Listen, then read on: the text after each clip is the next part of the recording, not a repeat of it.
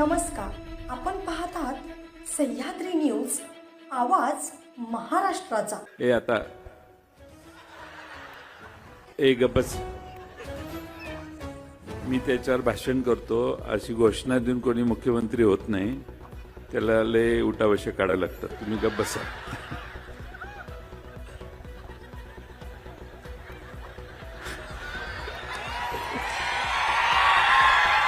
जयंत पाटील काय तुमचं टिकणार आहे कशात? अमिताभ बच्चनचा दीवार मधला एक डायलॉग मी सांगतो तुम्हाला. अमिताभ बच्चन त्या शशी कपूरला सांगितलं त्याने, मेरे पास गाडी है, बंगला है, बैंक बैलेंस है, तुम्हारे पास क्या है? आणि काय आहे तुमच्याकडे? काय आहे? तर सगळा पक्षच मोकळा होतोय, तुमच्याकडे काय राहिलं नाही. मी त्यावेळी सांगितलेलं, माझ्याकडे शरद पवार साहेब आहे. आपण सगळ्यांनी महाराष्ट्रातल्या राजकारणामध्ये मला इथपर्यंत तुमच्यामुळे मी आलो, पण नेहमी गॉडफादर असावा लागतो. तो गॉडफादर मिळाला तर प्रगती होते, आणि माझा गॉडफादर माझ्या मागे बसलेला आहे. पण अर्ज मी अजून उमेदवार नाही झालेलो. मी अर्ज 24 तारखेला गुरुपुष्प नक्षत्रावर भरायचं बहुतेक ठरलेलं आहे. आणि मी ज्यावेळी मुहूर्त बघतो त्यावेळी पवार साहेबांना आवडत नाही काय, तर बहुतेक 24 तारीख ठरेल. पण त्यानंतर त्या दिवशी एकदा आपण जमलं तर भेटू, ज्यांना शक्य असेल त्यांनी. आणि त्यानंतर मला महाराष्ट्रात फिरावं लागणार आहे. माझी काळजी तुम्हीच घ्या. महाराष्ट्रातनं अनेक लोक माझ्यावर प्रेम व्यक्त करण्यासाठी इथे येणार आहे, त्याची मला चांगली कल्पना आहे. सर्व मार्गाचा अवलंब होईल. टोकाचे प्रयत्न होतील. त्या सगळ्या प्रयत्नाला तुम्ही सगळे पुरून उराल असा मला विश्वास आहे. सर्वांचे आणि देशाचे लाडके नेते आदरणीय शरद पवार साहेब, हे आता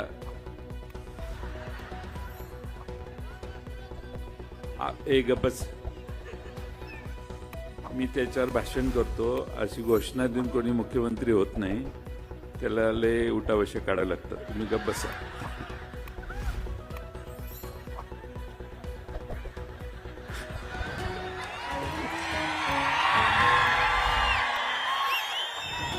आदरणीय माजी खासदार आणि राज्यपाल माजी श्रीनिवास पाटील साहेब,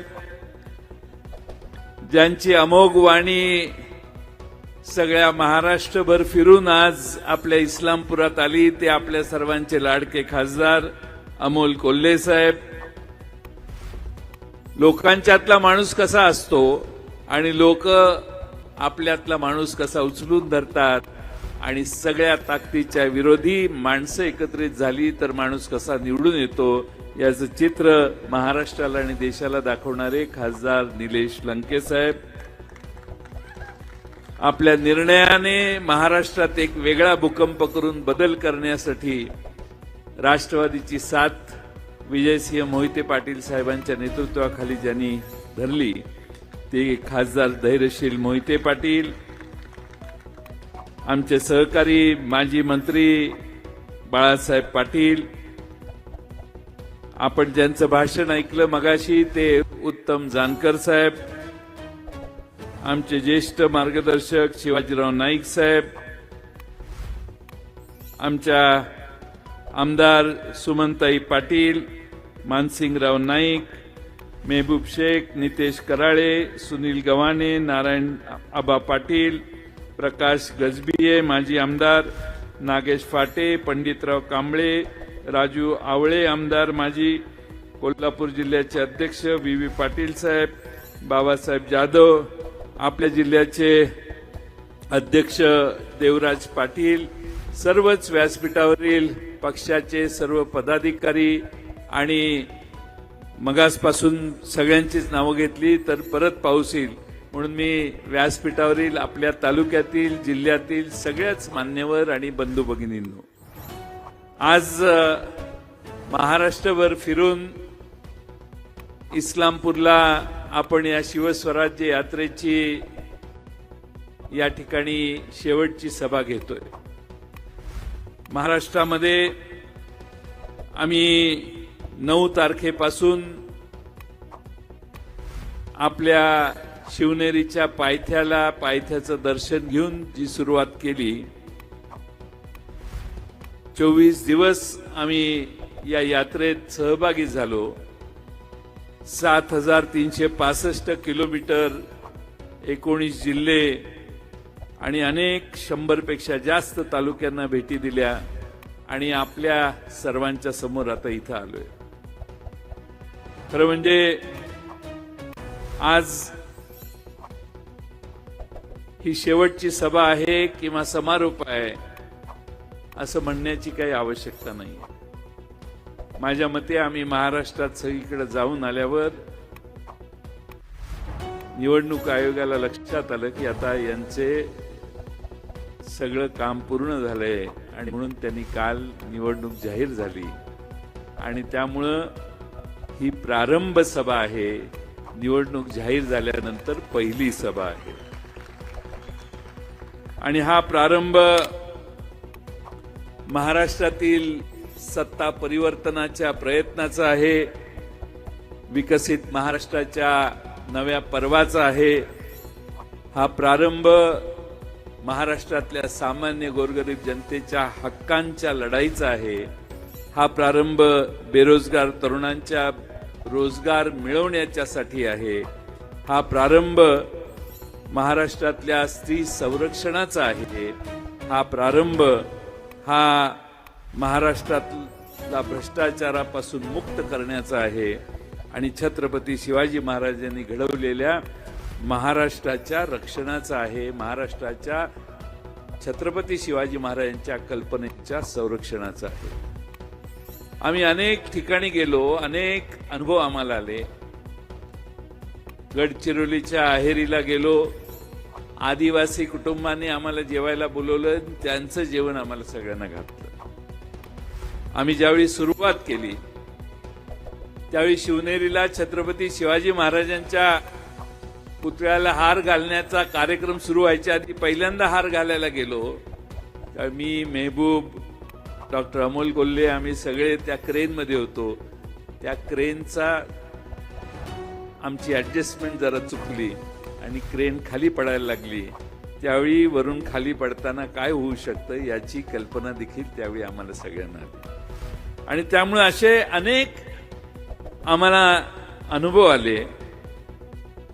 अमोल कोल्हे त्यावेळी आम्हाला सगळ्यांना म्हटलेले की शिवशंभूंचा जागर करत असताना बेट्यानो मोठी तपस्या करावी लागते आणि मोठा संघर्ष करावा लागतो आणि त्या संघर्षाची गेले अनेक दिवस आम्ही सगळ्यांनी तयारी केली आणि आता सगळ्या संघर्षाला महाराष्ट्रात पुन्हा एकदा पवार साहेबांचा राष्ट्रवादी काँग्रेस पक्ष आता संघर्षाला पूर्णपणाने तयार झालेला आहे. खरं म्हणजे आम्ही सगळ्यांनाच भेटत असताना पक्ष फुटला त्यावेळी आम्हाला हिनवलं जायचं. आता कोण राहिलं नाही, सगळे तिकडे गेले. तुम्हाला प्रचाराला तरी माणसं मिळतील का अशी आम्हाला आमची आवडला करायला केली जायची. पण महाराष्ट्रामध्ये शरद पवार नावाच्या व्यक्तिमत्वाचं एक वेगळंच असं वलय आहे. महाराष्ट्रातल्या कुठल्याही कानाकोपऱ्यात आम्ही गेलो तर प्रचंड मोठ्या प्रमाणात आम्हा सगळ्यांचं स्वागत केलं. असा जिल्हा आणि तालुका नाही की ज्या ठिकाणी पवार साहेबांना मानणारे कार्यकर्ते नाहीत, कार्यकर्त्यांचा संच नाही. आणि म्हणून आमच्या शिवस्वराज्य यात्रेत अनेकांनी रांगा लावल्या. एका मतदारसंघात कुणाला उभा करायचं असं प्रश्न पडायचा.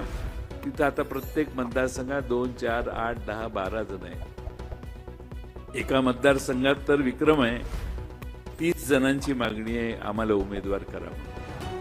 त्यामुळे आता उमेदवार निवडण्याचं काम उद्या परवापासून सुरू होणार आहे. पण महाराष्ट्रातलं चित्र विधानसभेचं मित्रांनो सकारात्मक आहे. हे सरकार बदलण्याची मानसिकता महाराष्ट्रातल्या जनतेची आहे याची आम्हा सगळ्यांना खात्री झालेली आहे. महाराष्ट्राची आर्थिक परिस्थिती पूर्ण ढासळलेली आहे. तिजोरीचा बोजवारा उडालेला आहे. विकासाचा दर 9.4% आता 7.5% खाली आलेला आहे. कृषी क्षेत्रात महाराष्ट्र 6व्या क्रमांकावर खाली घसरलेला आहे. 10 वर्षात 2-2.25 लाख कोटी रुपयाचं कर्ज आता 8 लाख कोटीवर गेलेलं आहे. काल परवा रिझर्व्ह बँकेत अर्ज राज्य सरकारने केलाय, आम्हाला 1.25 लाख कोटी रुपयाचं आणखीन कर्ज पाहिजे डिसेंबर अखेर, दर आठवड्याला 5,000, 6,000, 4,000 कोटी रुपयाचं. आणि म्हणून हे सत्तेतनं जातील त्यावेळी महाराष्ट्राच्या डोसक्यावर जवळपास 9.25 लाख कोटी रुपयाचं कर्ज ही लोक करून जातील. आणि त्यामुळं महाराष्ट्रात व्याज दरवर्षी 23,000 कोटी रुपये भरत होतो, आता 60,000 कोटी रुपये फक्त व्याजाला परतफेडीसाठी आपल्या महाराष्ट्र सरकारचे जाणार आहेत. आणि म्हणून या महाराष्ट्रात आर्थिक परिस्थिती दुरुस्त करण्याचं आव्हान देखील आमची महाविकास आघाडी स्वीकारेल असा मला ठामपणानं विश्वास आहे. कायदा व सुव्यवस्थेचं काय सांगायचं. पूर्वी सिनेमात बघायचो, विलन यायचा आणि पोलीस स्टेशनमध्ये जाऊन गोळीबार करायचा. आता आमदार पोलीस स्टेशनमध्ये गेला कल्याणच्या भागात आणि आमदाराने गोळीबार केला. म्हणजे गुंडांची गरज नाही, आता यांच्या जवळ बसलेली माणसंच आता गोळीबार करायला लागली. काल परवा आपल्या सर्वांना माहिती आहे की ज्या पद्धतीनं कोकणातले एक आमदार म्हणतात, त्यांनी सांगितलं की आम्ही पोलिसांची अशा ठिकाणी बदली करू की त्याच्या बायकोचाही त्याला फोन लागणार नाही. पोलिसांची मानसिकता बिघडवण्याचं पाप या सरकारने केलेलं आहे. माझा बॉस सागर बंगल्यावर बसलाय असं सारखं सांगून पोलिसांना धमकावणारे आमदार देखील सत्तारूढ पक्षात आहेत. हे मित्रांनो तुम्हाला विसरता येणार नाही. काल परवा बाबा सिद्दीकींना गोळ्या घालून मारण्यात आल्या. Y+ सुरक्षितता त्यांना. माजी मंत्री राज्याचे स्वतःच्याच कार्यालयाच्या बाहेर काही लोकांनी येऊन गोळ्या घातल्या. ते खाली पडले तरी सुरक्षा रक्षकाला कळलं नाही की ज्याच्या संरक्षणासाठी आपल्याला नेमलंय त्याचा खून झालाय. हे खाली पडल्यावर कोसळल्यानंतर देखील काही क्षण त्यांना कळलं नाही. ही आज राज्यातली कायदा व सुव्यवस्थेची अवस्था आहे. आणि म्हणून जनता तरी सुरक्षित राहणार का, हा सामान्य माणसाला आज मनात प्रश्न पडायला लागलाय. प्रशासनाची पूर्ण फेल्युअर महाराष्ट्रात झालेला आहे. आणि त्यामुळं जनतेला वाटतं की एक फुल आणि 2 हाफ करतात तरी काय. ज्यांच्या जीवावर आमची लाडकी बहीण म्हणते की काहीतरी करतील, त्याच बहिणीचा आता प्रश्न आहे, अरे माझा एक फुल भाऊ आणि 2 हाफ भाऊ माझं संरक्षण करायला जर कमी पडत असतील तर त्यांच्याकडून घ्यायचं तरी कशाला. आणि म्हणून आपल्या सर्वांना माझी विनंती आहे की बदलापूरमध्ये चिमुरडीवर अत्याचार झाला, पोलीस केस घेतली नाही. शाळेला वाचवण्याचे प्रयत्न झाले, शेवटी त्याला पकडल्यानंतर त्या शाळेचे चालक फरार होते. ते यांना सापडत नव्हते. कोर्टाने सांगितलं, रे करताय काय पोलिसांनो, तुम्हाला गुन्हेगार सापडत नाही, काय चाललंय. आणि मग कोर्टाने धमकावल्या. दुसऱ्या दिवशी त्यांना पकडण्याचं काम झालं. पण मित्रांनो, महाराष्ट्रातल्या कायदा व सुव्यवस्थेची परिस्थिती प्रचंड बिघडलेली आहे. आणि त्यामुळं आपल्या सगळ्यांना या महाराष्ट्रात पुन्हा महाराष्ट्र जागेवर आणण्याचं काम भविष्य काळात करायचंय. आणि त्यामुळं माझी आपणा सर्वांना विनंती आहे की आपल्या महाराष्ट्रभर मध्ये काही बैठका, काही सभा झाल्या सत्तारूढ पक्षाच्या. आणि महाराष्ट्रामध्ये एक नरेटिव्ह सांगण्याचं काम ते करत होते की आम्ही फार चांगल्या तुमच्यासाठी योजना केलेल्या आहेत लाडक्या बहिणींनो, पण आम्ही जर सत्तेवर आलो नाही, आमच्या चिन्हाच्या समोर तुम्ही बटन दाबलं नाही तर या सगळ्या योजना बंद होतील, असं सत्तेत बसणारी लोक सांगतात. मी आपल्याला जबाबदारीने सांगतो, एखादी योजना काढायची असेल, अर्थसंकल्पात जाहीर करायची असेल, तर त्याला हेडची निर्मिती करावी लागते, हेड करावा लागतो तयार. त्या शीर्षकाखाली त्याचे पैसे, लेखा शीर्षक काढावं लागतं, लेखा शीर्षात त्याचे पैसे धरावे लागतात, म्हणजे ती योजना कायम चालते. या सत्तेत बसणाऱ्या सरकारने आज अखेर सीएजीला आणि अकाउंट्स डिपार्टमेंट ट्रेजरीने अजूनही लेखा शीर्षक काढलेलं नाही. म्हणजे त्यांना माहिती आहे की एवढे महिना दीड महिना काढायचा आहे, त्यामुळं सगळ्या योजना महाराष्ट्रातल्या बंद करतायत. पंडित कांबळे आमच्या महाराष्ट्रावर फिरून हे सांगतायत की सामाजिक न्याय, मागासवर्गीयांचे पैसे बंद केले आणि यांनी इकडे वळवले, यांनी आदिवासी समाजाचे पैसे बंद केले, त्यांनी इकडे वळवले, सगळ्या प्रकल्पांचे पैसे बंद करण्यात येत आहेत आणि ते इकडे वळवण्यात येत आहेत, कारण सरकारच्या तिजोरीमध्ये पैसे नाहीत. सगळ्या योजना महाराष्ट्रातल्या बंद करण्याचं पाप या सरकारने केलंय. तुम्हाला लाडक्या बहिणीला द्यायचं असेल, त्याच्यापेक्षा आमचं सरकार आलं तर त्याच्यापेक्षा आम्ही जास्त देणार आहे, तुम्ही काही चिंता करू नका. पण यांनी अचानकपणाने काही घोषणा केल्या, त्या फक्त आणि फक्त निवडणुकांच्यावर डोळा ठेवून. लोकसभेच्या आधी तुम्ही लाडक्या नव्हत्या. आज आमची लाडकी बहीण जम्मू आणि काश्मीरचा शपथविधी आहे म्हणून, नाहीतर आज इकडंच आली असती आमची लाडकी बहीण. पण सुप्रियाताई जम्मू आणि काश्मीरचा शपथविधी आज होता म्हणून दिल्लीला गेल्यात, काश्मीरला गेल्या, म्हणून आज त्या इथं येऊ शकल्या नाहीत. पण त्या लाडक्या बहिणीची लोकसभेच्या आधी काय परिस्थिती होती, आज लोकसभा झाल्यानंतर सगळ्या दिसेल त्या गोष्टी लाडक्या व्हायला लागल्या. भाऊ लाडका, मगाशी नाटक बघितलं की नाही तुम्ही, बहिणी लाडक्या. पण हे पुतना मावशीचं प्रेम आहे. फक्त 20 नोव्हेंबरला संध्याकाळी 5 वाजेपर्यंत, त्यानंतर या योजनांच्यावर काट मारण्याची भीती ह्या लोकांची आहे, कारण तिजोरी मोकळी करण्याचं काम यांनी केलंय. मी तुम्हाला महाविकास आघाडीच्या वतीनं, तिन्ही पक्ष आणि आमचे सगळे मित्र पक्ष यांच्या वतीनं सांगतो की आमचं सरकार येईल त्यावेळी या लाडक्या बहिणींच्या केसाला धक्का लागणार नाही अशी कायदेशीर व्यवस्था महाराष्ट्रात आम्ही तयार करू. आणि त्याचबरोबर या लाडक्या बहीण योजना ह्या व्यवस्थितपणानं कशा चालतील आणि 4 पैसे जास्त तुम्हाला कसे देण्यात येतील अशी मार्ग काढण्याची भूमिका आम्ही सगळे, आमचं सरकार घेईल, हा विश्वास मी तुम्हा सगळ्यांना देतो. खरं म्हणजे भ्रष्टाचार फार वाढलाय.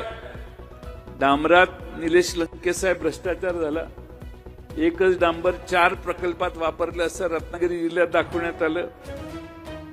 मेलेल्या माणसाच्या टाळूवर पैसे लोणी खातात तसं त्या मान खटाव मध्ये हॉस्पिटलमध्ये करोनाचा रेकॉर्ड दाखवलं की हे माणसं जिवंत आहेत, मेलेली माणसं होती पण जिवंत आहेत, आणि त्यांच्यावर औषधोपचार करून पैसे 61 कोटी रुपये काढायचं काम झालं. हे सत्तेत बसणाऱ्या लोकांचं काम आहे. आणि म्हणून या ठिकाणी भ्रष्टाचार किती करावा ह्याला काही मर्यादा राहिली नाही. हे पेठ पासून आमच्या गडकरी साहेबांनी सांगलीकडे रस्ता केलाय.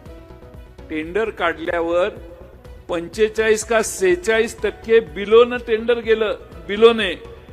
पण महाराष्ट्र सरकारने टेंडर एक 20,000 कोटीचं काढलं, परवा 26,000 कोटीला गेलं. विरार पासून ते अलिबाग पर्यंतचा एक रस्ता कोणी मागितला नव्हता पण ह्यांनी करायचं ठरवले.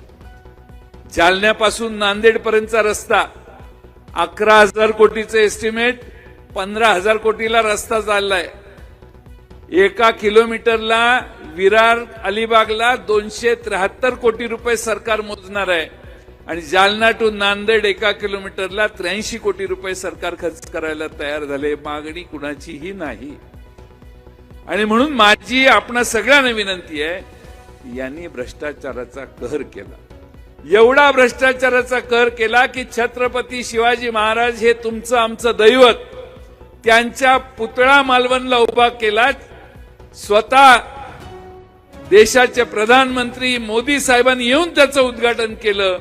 पण तो पुतळा उभा करताना यांनी याच्यात पैसे खाल्ले, भ्रष्टाचार केला, तो पुतळा कोसळला, महाराष्ट्राचा स्वाभिमान त्या क्षणी कोसळला. याला प्रायश्चित्त देण्यासाठी तुम्ही आम्ही पूर्ण ताकदीनं काम केलं पाहिजे. छत्रपती शिवाजी महाराजांच्या पुतळ्यात जर तुम्ही पैसे खाणार असाल, त्यात भ्रष्टाचार करणार असाल, ती उभारणी जर ते चुकीच्या पद्धतीनं करणार असाल, तर समस्त महाराष्ट्रातली जनता 20 नोव्हेंबरला यांना शिक्षा दिल्याशिवाय राहणार नाही आणि ते काम आपण पूर्ण ताकदीनं करायचंय. एवढी विनंती या निमित्ताने मी करतो. आमचा दौरा बरेच दिवस चालला. मेहबूब शेख असतील, आमचे सुनील गव्हाणे विद्यार्थीचे अध्यक्ष असतील, यांनी सतत अमोल कोल्हे साहेबांनी आमच्या बरोबर साथ दिली. आमच्या महिला अध्यक्षा खडसे ताई काही दिवस होत्या. आमचे व्यापार संघटनेचे अध्यक्ष पूर्ण काळ होते आणि सामाजिक न्यायचे आमचे पंडित कांबळे देखील पूर्ण काळ होते. सगळ्यांनी साथ दिली. शेवटी घरदार सोडून आमच्या मागे फिरायचं हे किती अवघड काम आहे ते ह्या सगळ्यांनी केलं आणि प्रत्येक ठिकाणी निक्षून राष्ट्रवादीची, पवार साहेबांची भूमिका सांगण्याचं काम केलं. आमच्या सभा बऱ्याच मोठ्या झाल्या, अनेक ठिकाणी झाल्या. पण मी आपणाला एक सांगतो, या सभा या पवार साहेबांच्या नावामुळे झाल्या, या काही आमच्यामुळे झाल्या नाहीत. पण पवार साहेबांची माणसं येत आहेत, पवार साहेबांच्याकडून माणसं आलेली आहेत आणि पवार साहेबांची भूमिका मांडण्यासाठी आलेली आहेत. हे कळल्यामुळं महाराष्ट्रातली जनता पदोपदी आम्हा सगळ्यांना या ठिकाणी स्वागत करत होती. पक्ष सोडताना अनेक जण आमच्यातून जात होती. मी सगळ्यांना सांगत होतो, जाऊ नका, घोटाळा होईल. पण काय कोणी ऐकलं नाही आणि तिकडच्या सगळ्या साधन संपत्तीची माहिती आम्हाला द्यायची. त्यांच्याकडे हे आहे, हे आहे, हे आहे, हे आहे. जयंत पाटील, काय तुमचं टिकणार आहे कशात? अमिताभ बच्चनचा दीवार मधला एक डायलॉग मी सांगतो तुम्हाला. अमिताभ बच्चन त्या शशी कपूरला सांगितलं त्याने, मेरे पास गाड़ी है, बंगला है, बैंक बैलेंस है, तुम्हारे पास क्या है? शशी कपूर शांतपणे म्हणतो, मेरे पास माँ है. आणि 2 मिनिटात ते अमिताभ बच्चनचा चेहरा खरकन पडतो. मी यांना सांगत होतो, ते म्हणायचे, हे आहे जयंतराव, तुम्हाला माहित नाही, चला तुम्ही तिकडं, तुम्ही चूक करताय, सत्तेशिवाय काही नसतं, संकट हे बाकीच्या सगळ्या गोष्टी होतील, तुमच्यासाठी पद राखून ठेवलेलं आहे. आणि काय आहे तुमच्याकडे, काय आहे, तर सगळा पक्षच मोकळा होतोय, तुमच्याकडे काय राहिलं नाही. मी त्यावेळी सांगितलेलं, माझ्याकडे शरद पवार साहेब आहेत आणि हा नेता असा आहे की शून्यातून जग निर्माण करण्याची ताकद असणारा हा नेता आहे. आज उगाच नाही, महाराष्ट्रातल्या जाईल त्या ठिकाणी महाराष्ट्रातली तरुणाई त्यांच्या मागे आज उभी राहिलेली आहे. 84 वर्षाचा योद्धा या डिसेंबरला 85व्या वर्षात पदार्पण करेल. भारतामध्ये अनेक नेते होऊन गेले. मी फार लहानपणापासून पवार साहेबांना, स्वर्गीय राजाराम बापूंच्या वेळेपासून मी फार जवळून बघायचो. क्रिकेट मॅचला गेलो तर आता तुम्ही कसे सेल्फी काढायला प्रत्येकाच्या जवळ जाता, तसं मी त्यांच्याकडे जाऊन फोटो काढायचा प्रयत्न लहानपणी करायचो. पण त्या वेळेपासून महाराष्ट्रातल्या तरुणाईला त्यांची भुरळ आहे आणि आज त्यांचं वय वर्ष 84 झालेलं असतानाही महाराष्ट्रातली तरुण हे आज त्यांच्याकडे आशेनं बघतात. कारण ह्या सगळ्यांच्या पेक्षा हा नेता उजवा आहे. महाराष्ट्रातल्या शाहू फुले आंबेडकरांच्या बहुजन समाजाला तारणार आहे. शाहूंचे विचार, आंबेडकरांचे विचार, फुलेंचे विचार, छत्रपती शिवाजी महाराजांचे विचार आचरणात हाच नेता आणू शकतो, ही महाराष्ट्राला पक्की खात्री झालेली आहे. आणि म्हणून सगळा महाराष्ट्र आज त्यांच्या मागे उभा आहे. उद्धव ठाकरेजींच्या मागे देखील महाराष्ट्र उभा आहे. काँग्रेस पक्षही आपल्या बरोबर आहे. आमचे मित्र पक्ष आघाडीतले आहेत. आम्ही सगळे मिळून महाराष्ट्रातली ही सत्ता बदल करू, हा माझ्यासारख्या कार्यकर्त्याला मनापासून विश्वास आहे. खरं म्हणजे ही आपल्या सर्वांना, माझ्यासाठी मला असं वाटतं की ही पवार साहेबांच्या विचारांची लढाई आहे, पवार साहेबांसाठी ही लढाई आहे. त्यामुळे तुम्ही मगाशी जी भाषा वापरली ना, हे करा आणि ते करा, त्यासाठी ही लढाई नाही आहे. एवढं लहान मन तुम्ही दाखवू नका. ही लढाई विचारांची लढाई आहे. महाराष्ट्रामध्ये शाहू फुले आंबेडकरांचा विचार टिकणार की नाही हा प्रश्न महत्वाचा आहे. जातीयवादी विचारांच्या विरोधी लढाई आहे आणि ही लढाई लढण्यासाठी आपण पवार साहेबांच्या मागे उभा आहोत. मला फार वर्षापासून आठवते, बाबासाहेब दादा साखराचे आणि दिलीप तात्या होते, तुमचं शिष्टमंडळ पवार साहेबांना भेटायला गेलेलं. नुकताच मंत्री झालो तुम्ही. बाबासाहेब दादांना फार हे होतं की जयंत मंत्री झालाच पाहिजे. साहेबांनी शांतपणे सांगितलं त्याला जरा उमेदवारी करू दे, आत्ताच आमदार झालेला आहे. त्यानंतर कधी आयुष्यात मी शिष्टमंडळ त्यांच्याकडे नेलं नाही. पण मी तुम्हाला एक सांगतो की आर.आर. आबांची आज मला मनापासून आठवण होते. आर.आर. आबांच्या बरोबर आम्ही सगळे काम करत होतो. आर.आर. आबांची देखील आदरणीय पवार साहेबांच्यावर प्रचंड निष्ठा होती. जग इकडचं जिकडं आज ते जर असते की नाही तर त्यांनी आणि मी मिळून अमोल कोल्हेंच्या मदतीनं महाराष्ट्र ढवळून काढलं असतं. आज ते नाही आहेत याची आम्हा सगळ्यांना खंत आहे. पण अनेक असे प्रसंग आहेत की एका जिल्ह्यात 2 मंत्री ठेवण्याचं काम पवार साहेबांनी कायम केलं. आणि कधीही, मी आता शैलजा स्टेजवर आहे तिच्यासाठी सांगतो, सत्यसाईबाबा घरी आले, शैलजाने व्यवस्था केलेली त्यांची, जेवले गेले. शिवराज पाटील साहेब आमच्या घरी त्यावेळी आलेले. त्यावेळी आणि मग दिल्लीला गेलो. त्यावेळी मंत्रिमंडळ स्थापना होणार होती. पवार साहेब जेवणाच्या टेबलवर दिल्लीत बसले. म्हटले माझ्याकडे तक्रार आलेली आहे की सरकारी बंगल्यात तुम्ही सत्यसाहेबांना आणून त्यांची पूजा केली, तर सरकारी बंगल्यात कशी काय करता तुम्ही? त्यामुळे मला निवेदन आली आहेत की तुम्हाला मंत्रिमंडळातून काढावं लागेल. तर आता साहेबच म्हणतात म्हणजे आपलं गप्प बसून आम्ही परत आलो. मग मी आर.आर. पाटलांना सांगितलं, आर.आर. आता आबा एवढी कामं करून घ्या, उद्या शपथविधी तुमचा आहे. आबा किती पोचलेले. आबा म्हटले, जयंतराव तुमचा शपथविधी नसेल तर मी शपथच घेणार नाही. मी म्हटलं अहो घ्या, असं करू नका. ते आणि मी एकमेकाला आग्रह करतोय. लोकांना असं वाटतं की यांच्यात फार मतभेद होते. आम्ही दोघांनी मिळून हा जिल्हा एवढा गोळा केला होता की ह्या जिल्ह्यात राष्ट्रवादीचीच सत्ता, जिल्हा परिषद, जिल्हा मध्यवर्ती बँक आणि सगळीकडे होती. आबांची आठवण यासाठी होते की आजच्या संघर्षाच्या काळात आबांचा सारखा एक निष्ठावंत नेता, आपण जसे उभे राहिलोय तसेच आबा देखील पवार साहेबांच्या मागे उभा राहिले असते. आणि आज सुमनताईंनी आणि त्यांच्या घराने निर्णय घेतलाय पवार साहेबांच्यावर उभा राहायचा. तो त्याच निष्ठेचं प्रतीक आहे असं मला या ठिकाणी सांगितलं पाहिजे. वेळ बराच झालाय. तुम्हा सगळ्यांना माझी विनंती आहे की ही आता आपली शेवटची सभा अशी ह्यांनीच घोषणा केली, अमोल कोल्हेंनी.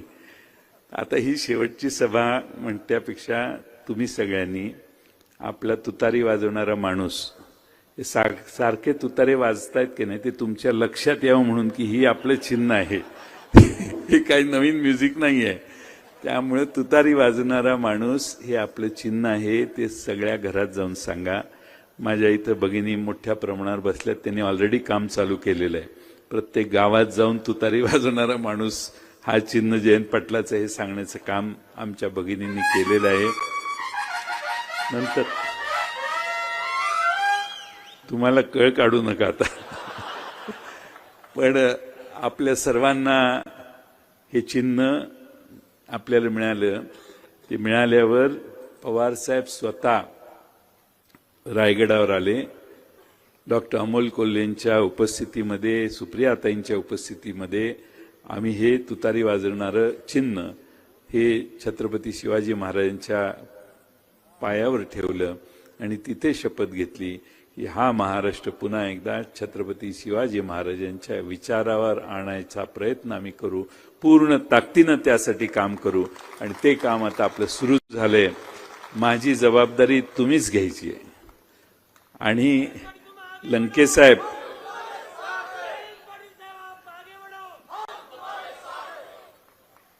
साखराळकर आता नको, आपल्या लंकेसाहेबांना सांगतो. लंकेसाहेब, माझं ह्या माणसांचा माझ्यावर एवढा उपकार आहे.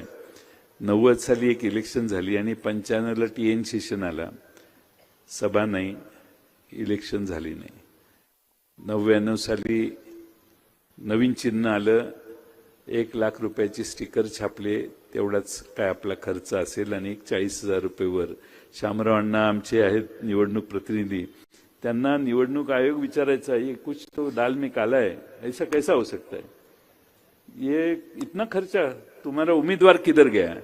मी कधी प्रचारच 9 साली केला नाही. 99 साल, मला वाटतं की 95 साली नाही, 99 साली नाही, 4 साली तर एकही सभा झाली नाही. आणि सगळ्या सभा शेवटच्या हसन मुश्रीफांच्या मतदारसंघात घ्यायचो, कागलला. शेवटची सभा माझी तिकडे असायची. मागच्या वेळी स्वतः ND पाटील साहेब, पाऊस पडत होता त्यावेळी माझ्या सभेला इस्लामपुरात आले, म्हणून त्यांना सांगून गडबडीत पुढे आलो. आणि ND पाटील साहेबांचं भाषण संपता 6 वाजता त्यांच्या मागे येऊन उभा राहिलो, कारण ते स्वतःहून येऊन त्यांनी सभा घेतली. पण महाराष्ट्रामध्ये असा मतदारसंघ लंकेसाहेब मिळणार नाही की मी प्रचाराची सभा न घेता मला ही माणसं एकदा नाही 7 वेळा निवडून देत आली.